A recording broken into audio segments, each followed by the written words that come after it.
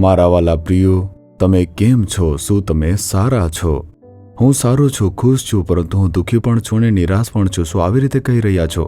તમારે ખરેખર કેવું હોવું જોઈએ તે ઈશુ કહે છે. શું તમે સાંભળશો? તે શું છે જાણો છો? માથી 5મો અધ્યાય તેની 13મી કલમમાં ઈસુ કહે છે, તમે જગતનું મીઠું છો. પ્રભુ કહે છે, જો કોઈ પૂછે કે તમે શું છો, કહો કે હું જગતનું મીઠું છું. તમે આ કેવી રીતે કહો છો? આમ પૂછો તો ઈસુ કહે છે, મારા બાળકો, તમે જગતનું મીઠું છો. આવી રીતે મીઠા વિશે ખબર છે ને? મીઠું જે છે તેના વગર કોઈ સ્વાદ નથી. ગ્રેવીની અંદર અથવા શાકભાજીની તૈયારીમાં મીઠું તે ખૂબ જ મહત્વપૂર્ણ સામગ્રી છે. જો મીઠું ન હોય તો કહેશે કે પૂરતું મીઠું નથી, આ બેસ્વાદ લાગે છે. આવી રીતે લોકો કહેશે. જો મીઠું ન હોય તો સ્વાદ અનુભવી શકાય નહીં. અને તેવી રીતે એવું જીવન જીવો જે સ્વાદ ઉમેરે છે. તમારા પરિવારમાં, તમારા ગામમાં, તમારા શહેરમાં, તમારા પડોશમાં અથવા તમારા કાર્યસ્થળમાં તમારે લોકોના જીવનમાં સ્વાદ ઉમેરાય તેવું મીઠું બનવું જોઈએ. એટલું જ નહીં, મીઠામાં વસ્તુઓને સાચવવાનો ગુણ પણ હોય છે. લોકો વસ્તુઓને સાચવવા માટે મીઠાનો ઉપયોગ કરતા હોય છે. જો મીઠું હોય તો તે વસ્તુઓ સાચવી શકાય છે. તેથી જ્યારે તમે પૃથ્વી માટે મીઠું છો, ત્યારે તમે તમારા પરિવાર અને ગામના રક્ષક બનો છો. તમે જે પ્રાર્થના કરો છો તે અંતરમાં ઊભા રહીને તમે તે લોકોનું રક્ષણ લાવો છો. અને હંમેશા તમારા મનમાં હોવું જોઈએ કે તમે મીઠું છો. મારે મારા રાષ્ટ્ર માટે, મારા દેશ માટે મીઠું બનવું જોઈએ. મારા સમાજ માટે મીઠું બનવું જોઈએ. આ હંમેશા તમારા મનમાં હોવું જોઈએ. અને આવી જ રીતે જો મીઠું સ્વાદ ઉમેરીને અને વસ્તુને સાચવીને મોટો ફેરફાર લાવવા માટે આટલું સારું છે, તે કેવા પ્રકારની વસ્તુ હોવી જોઈએ? મીઠાના ગુણો સાંભળો. મીઠું જોયું છે ને, સફેદ રંગનું હોય છે. તે પવિત્રતાને દર્શાવે છે.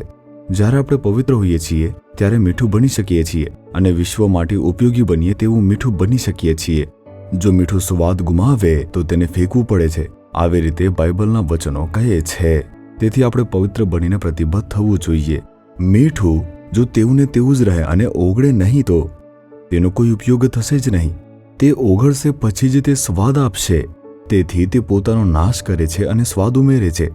જ્યારે આપણે તે માટે પોતાને સમર્પિત કરીએ છીએ અને જીવનને ત્યાગપૂર્ણ સમર્પણ કરીએ છીએ, ત્યારે જ આપણે બીજાઓ માટે ઉપયોગી થઈ શકીએ છીએ. પ્રભુ, હું મીઠા જેવો જ છું. તમે મને મીઠા તરીકે મારા જીવનની અંદર અહીં રાખ્યો છે. મારા કાર્યસ્થળમાં, મારા શાળા કોલેજમાં, મારા પાડોશમાં અને સમુદાયમાં હું આશીર્વાદ હોવો જોઈએ. સાચવવા સક્ષમ બનાવો. મારું જીવન મીઠા જેવું બનાવી દો. શું આવી રીતે પ્રાર્થના કરશો? જો તમે પોતાને સમર્પિત કરશો, પ્રભુ કૃપા આપશે. શું તમારી આસપાસના લોકોને તમારા કારણે ફાયદો મળી રહ્યો છે? શું તેઓ આશીર્વાદ પામે છે? શું તેઓ તમારા કારણે સચવાઈ રહ્યા છે? વિચાર કરી જુઓ.